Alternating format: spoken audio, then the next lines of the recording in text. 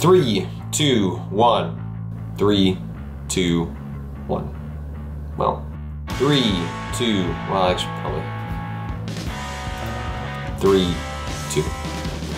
3, 2, 1. Nope. 3, 2. 3, 2. Hey everyone, welcome to 3 Beers Deep for, well, it should be going up when I'm recording it, February 2nd, 2015, but unfortunately, as you can kind of tell through my voice, I am not necessarily doing 100% okay. I spent the last week in New York City hanging out with my brand new coworkers at Kotaku. It was a great time. I had a ton of fun learning just kind of the new people I'm working with.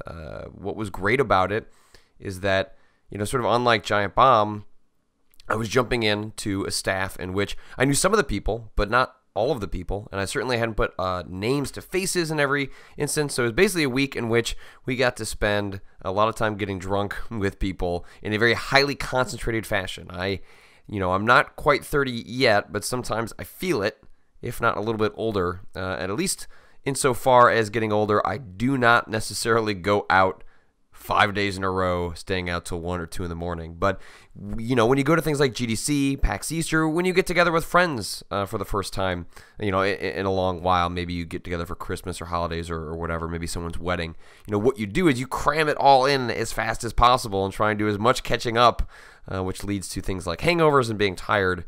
But this was a case where, you know, a lot of Kotaku writers who have known each other for 4, 5, 6, 7, in some cases almost 10 years, you know, we're doing catch up, and then me, little old me, kind of jumping into the fray, being like, "Hey, I'm the new guy.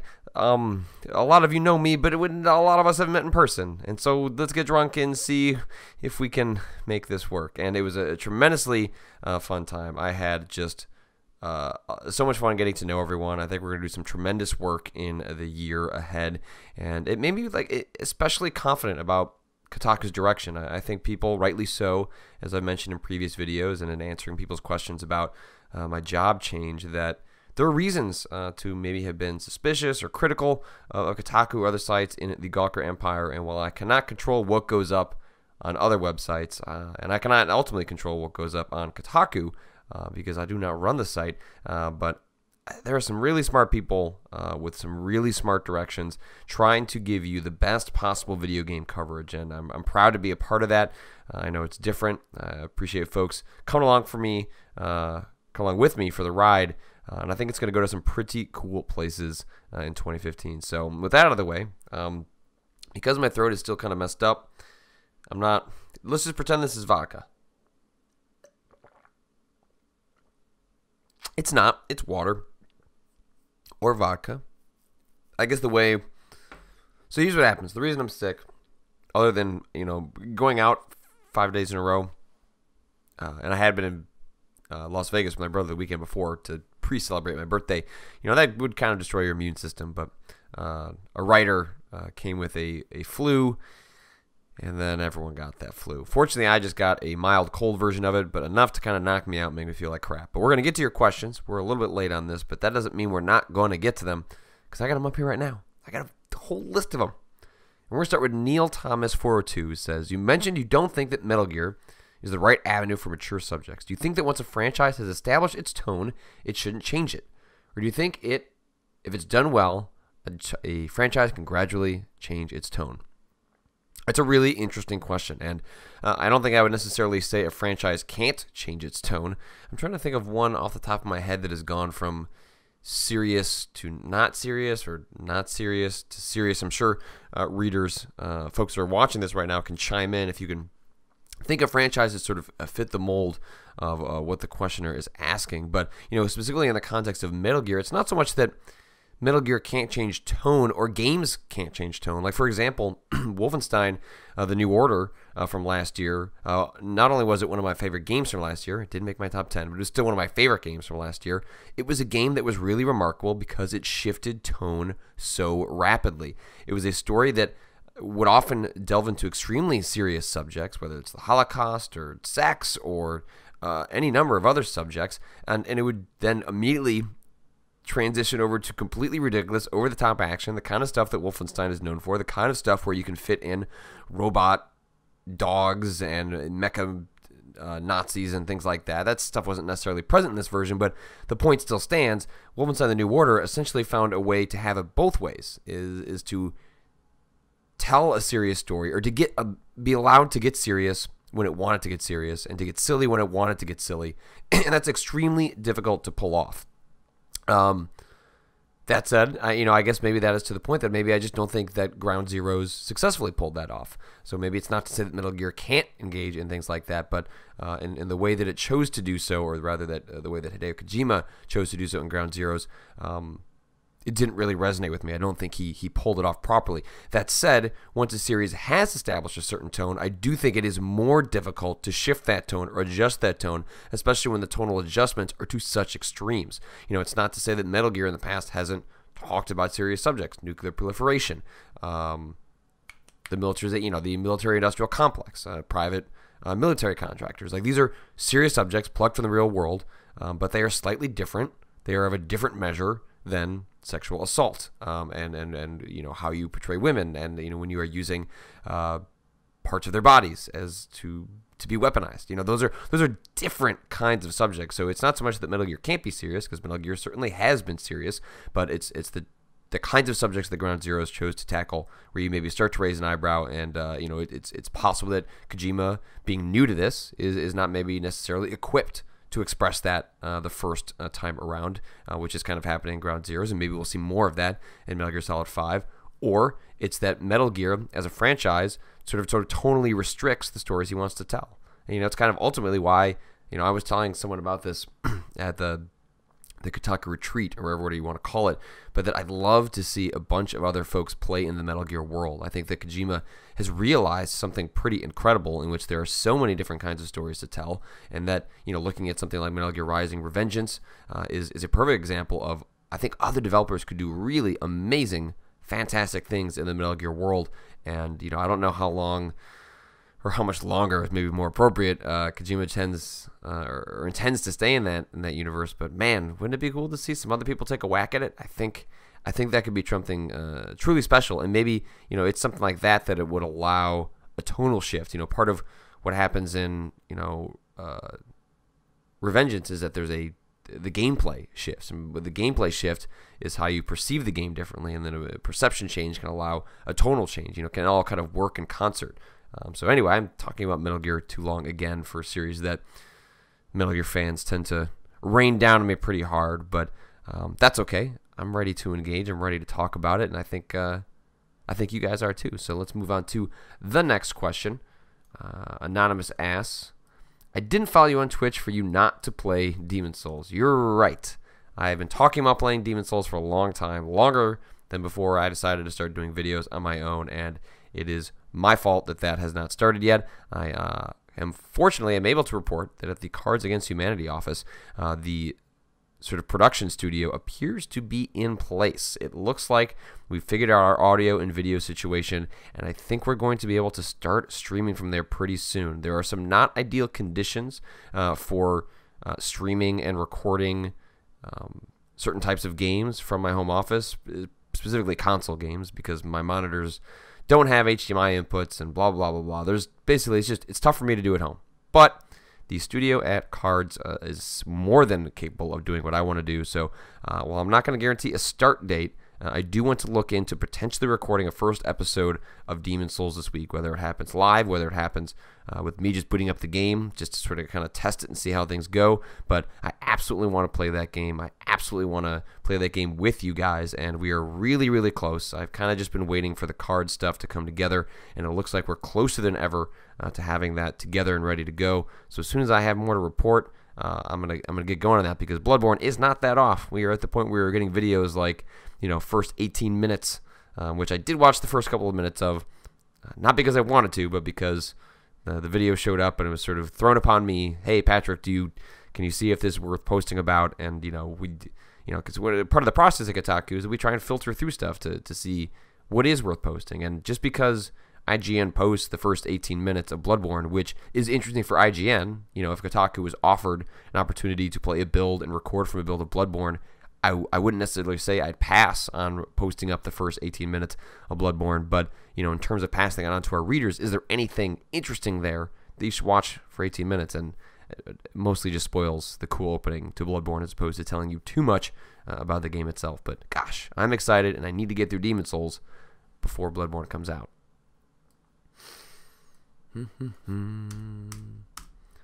Will Deming says, take a sip of water for your throat.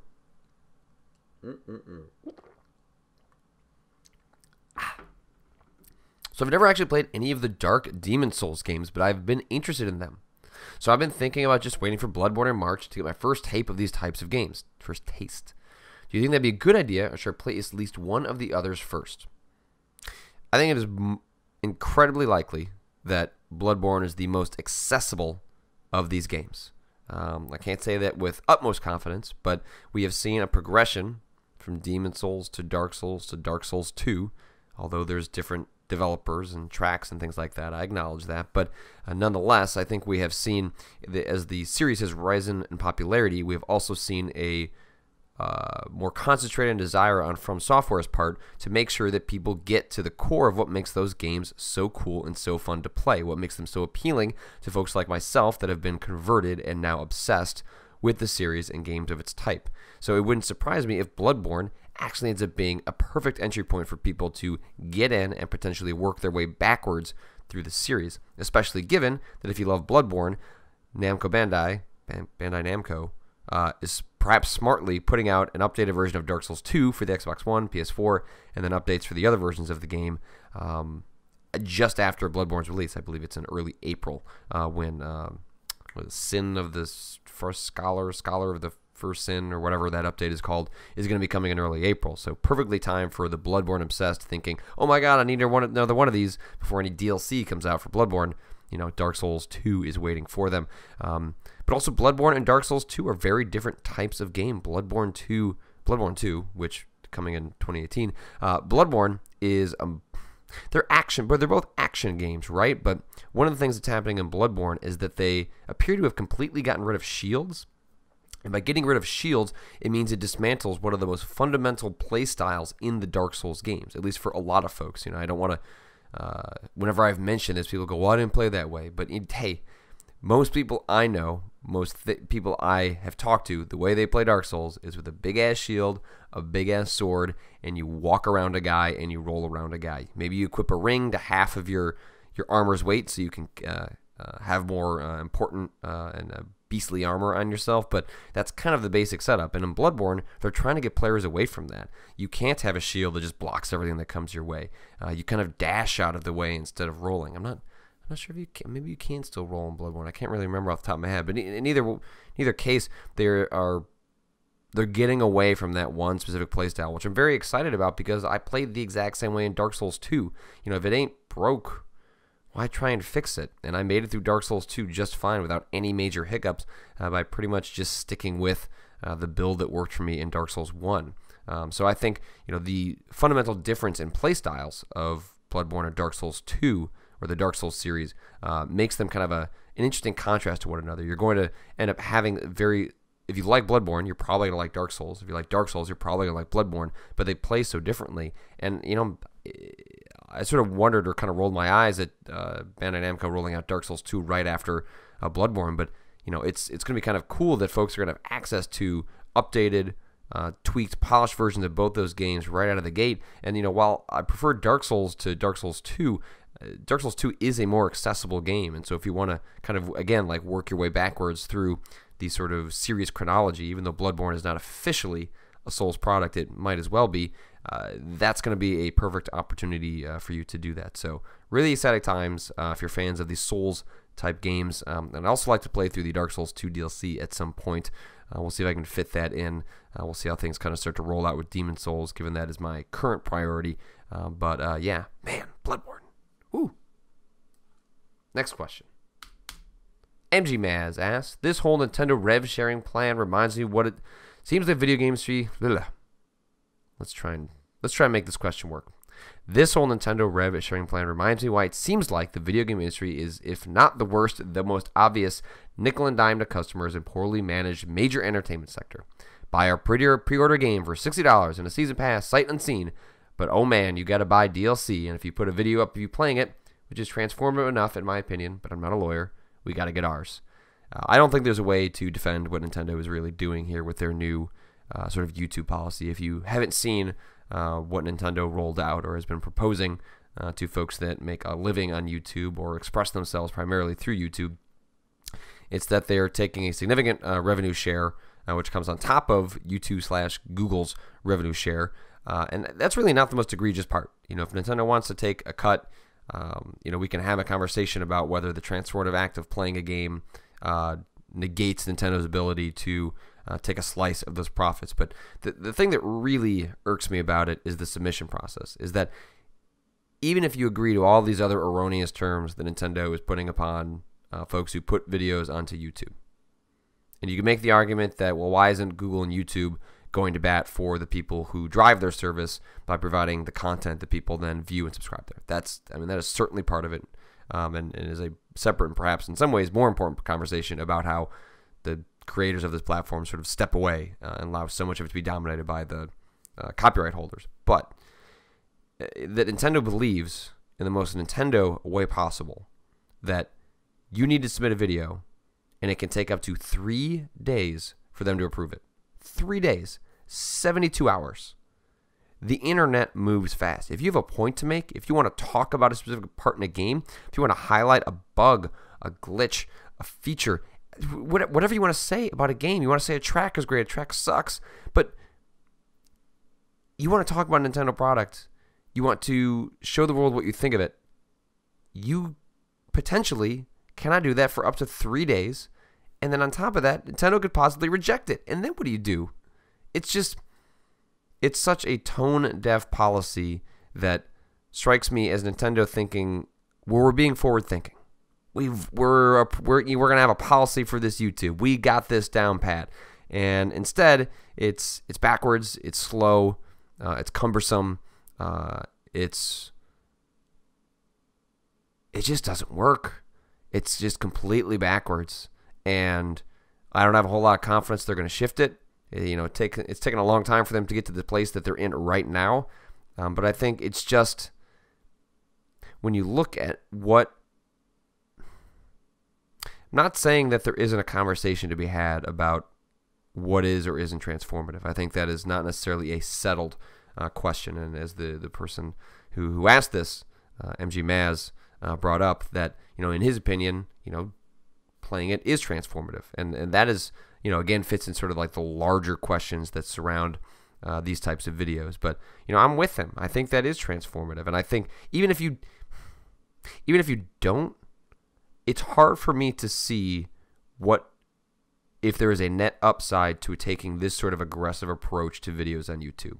It is hard for me to see what Nintendo gets out of being so aggressive about these videos on YouTube versus just letting things go wild.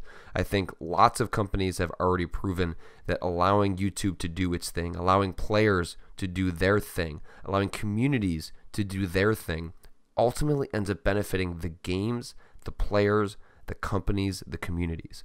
And Nintendo's YouTube policy, especially this brand new one, it flies in the face of that.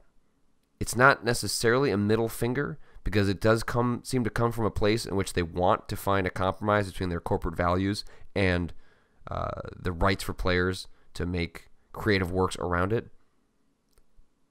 But it just reads like it went through a sea of lawyers and a sea of old style approaches to copyright law, in which in this kind of new age, it's more the spirit of the law than how far you can actually apply it.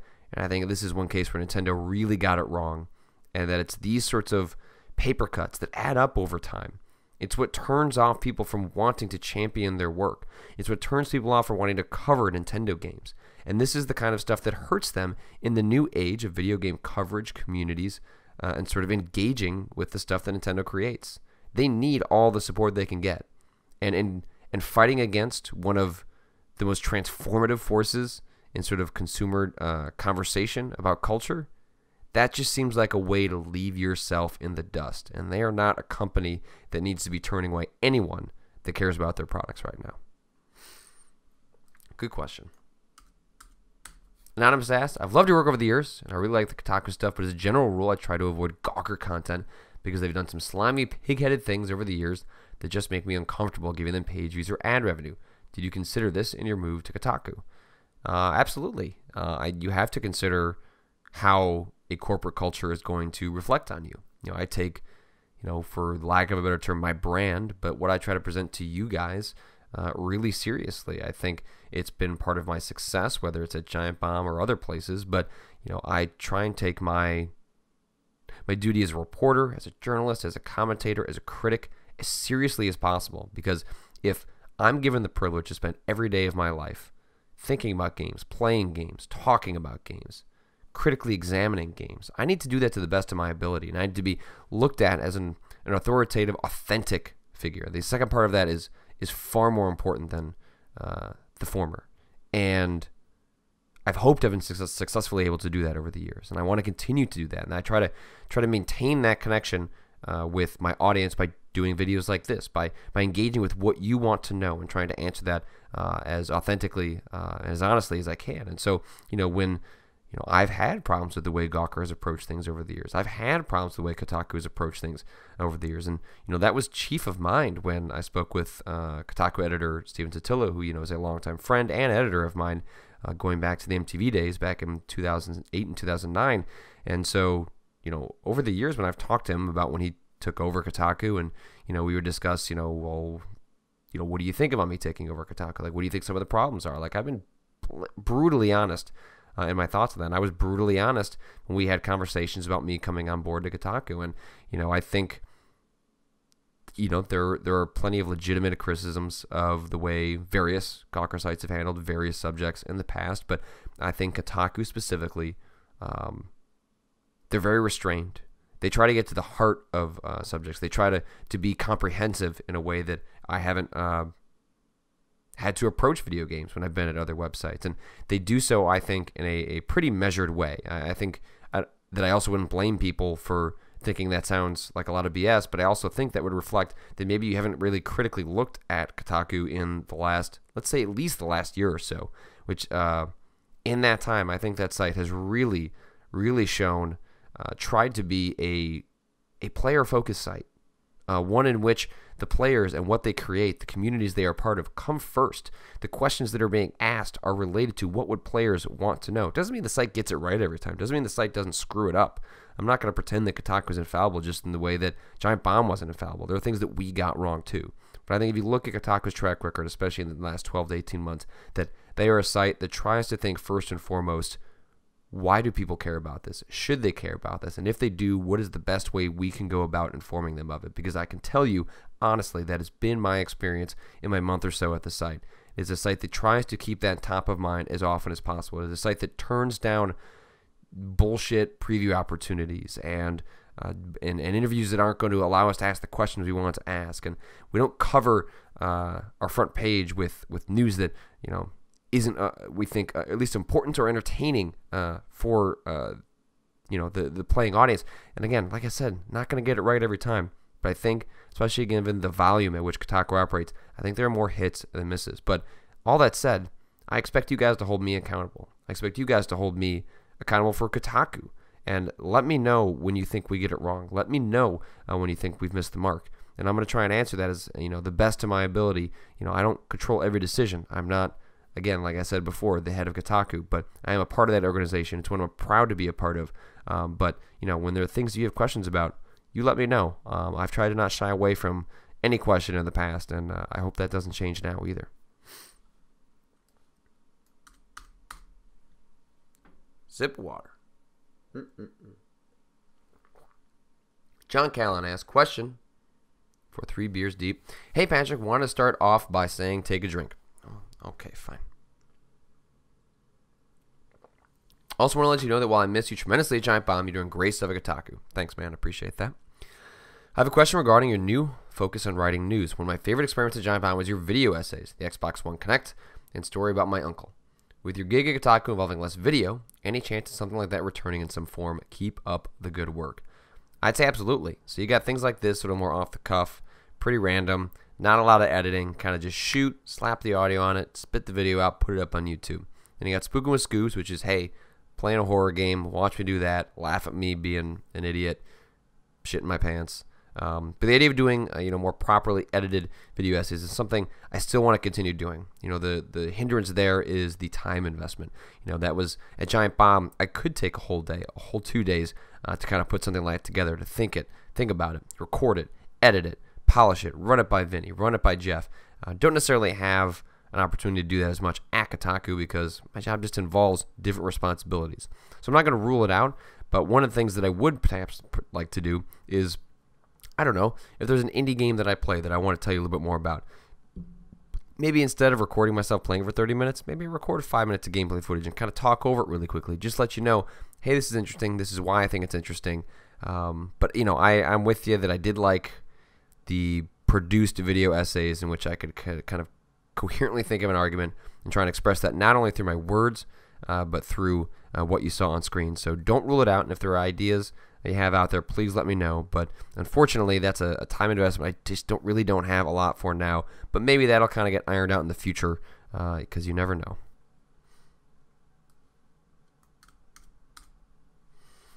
Red Medister asks, what's your take on Dragon's Dogma Online? I'm happy that you can play with each other instead of pawns this time and hope they don't mess up the microtransactions.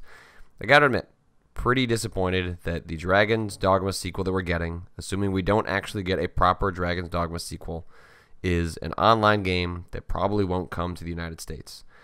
I guess it's possible that it will, but if I was a betting man right now, I'd say the Dragon's Dogma Online does not come to the U.S. Again, hope I'm wrong. I would love to be wrong, and I would love for Dragon's Dogma Online to be an amazing game, but free to play is not what I was necessarily thinking when it came from a Dragon's Dogma sequel. Like, what I wanted from Dragon's Dogma 2 was for them to go into new platforms and fix some of the fundamental problems I had with Dragon's Dogma. It's a game that I've had people kind of poke fun at me about because I have said I loved it, and I do love Dragon's Dogma. Even though I gave it 3 stars in Giant Bomb, it has some of the best combat I played in a video game last generation. It made me feel so excited, so powerful, and at the same time, so weak. It was a game in which you were trying to tackle these giant creatures in which you were so clearly outclassed in weight, size, power. But if you found their weak spot, if you found a way to exploit what they weren't looking for, you could, David could take down Goliath. The first time that you climbed onto a griffin and that griffin took into the air and you just stabbing at its neck. I mean, it sounds so violent, but it was magical. You're up in the air and you can see this entire world and you're just taking this thing down, or this giant cyclops is coming at you. You dodge out of the way and you start climbing up its back and you get up to its eye and just stick it right in its eye. It was just those things, those kind of moments give me goosebumps. And that part of Dragon's Dogma, they nailed it. The things they didn't nail were the story, the characters, the world. There were a lot of parts that didn't really work.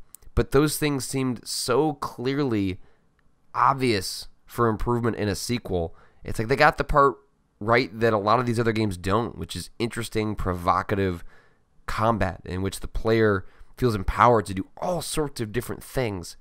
And it's not that building worlds or telling stories or creating characters is easy, but they did this one thing that so many other games do wrong that I thought, wow, well, they've already nailed that. I can't wait to see what they do with the other stuff. And even if they didn't do that other stuff, I would have been super happy with a pretty crappy story and a pretty crappy world and pretty crappy characters in which I just fought prettier, more elaborate versions of the enemies I had fought in the past. I would have been totally happy with that. But unless Dragon's Dogma 2 is also silently waiting in the wings, it seems like we're going to have to be content with a Dragon's Dogma Online that might not even come out here. Redheaded Salbert asks, why do people think it's Valve's job to control quality in Steam? I always felt it was common sense that the best possible scenario is for as many games as possible to be put on the service and let the people decide what's good and what's not with the tools that Steam itself gives, as well as reviewers outside of Steam. Outside of games being technically broken, why shouldn't every game be on Steam? I'm with you. I see no reason why Steam at this point should drop this facade that Greenlight is a service that filters out uninteresting games from Steam. Greenlight is what finds them into weird boxes like the game Hatred, a game in which they initially say this isn't reflective of what we want, and then they look at the kind of other things they accept and go, well, we should probably let you on the service, when if it was purely just a technical requirement to be featured on Steam, unless you were on the more extreme end of content, such as pornography we've seen recently, sort of hentai games and things like that have been censored. I'm not even sure why that can't stuff be on there, but if we concede that at least in America, sex is sort of considered taboo, and where you can get away with any kind of violence to any sort of person, but the moment you bring in boobs and dicks, then it's suddenly a big problem. If we concede that point, I think Steam should just drop the facade and become an App Store model, which is to say, as long as it passes some very basic bug checks, that it should be allowed to be on the service. And even then, I'm not even sure if that's necessarily the case. I think with early access, you have Valve saying that broken, buggy, crashing games can be on the service, and that theoretically they won't be when they hit 1.0 and they go into the sort of formal Steam marketplace. I think one thing that Valve needs to have in place alongside this transition from Greenlight to whatever goes on the Steam marketplace is recognizing they have a deeply flawed sort of return policy, which is to say they don't have a return policy, and they're encouraging people to invest in games that aren't finished. They're going to put a lot of things on the store that are probably not very good, and those games are going to charge quite a bit of money for them. I would love it if Steam was to institute some sort of trial service. If that trial service was as simple as, hey, any game on the store you can play for up to 30 minutes. Maybe that the developer is allowed to choose the value of time. Maybe it's as short as 10 minutes if you're just like a simple puzzle game, and maybe it's as long as several hours if you're maybe a complex strategy game like Crusader Kings, in which it's not going to matter if you only play 3 hours, because that's all that's going to do is tell you if you want to play that game or not. I would love for Steam to solve its quality control problem by just giving players better access. And I think, folks like myself or people, anyone that, curators, whether we're talking about curators specifically through the Steam Curator program, or critics, or YouTube, or wherever else you get your information, you're having to go outside of the game experience to get it. And that seems to be like a flaw of Steam. I'm not saying I don't want people to come to me for recommendations. I'd love to tell you what I think, hopefully try and inform your purchasing decisions or how you understand games, but I don't see why you can't get some of that through the Steam experience itself. And so I would love to see some sort of trial put in place, because I think that would also maybe, if you can't quite get true refunds, if you can allow people to play games in an environment that makes them feel more comfortable with the purchase before they kind of pull the switch, that seems like a pretty reasonable compromise to me. I'll take one more question before we end this out.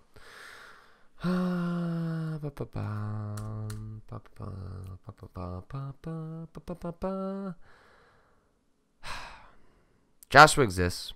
I've had a rough night recently fighting with myself about Yoshi. Initially, I agreed with Jeff. And in regards to Yoshi and the Mario franchise, I kind of still do. But then I thought about Yoshi's Cookie and Yoshi's Story and how much I loved those games as a kid, or how great Woolly World looks. Ultimately, I've decided that Yoshi is a dinosaur. Dinosaurs are never not awesome.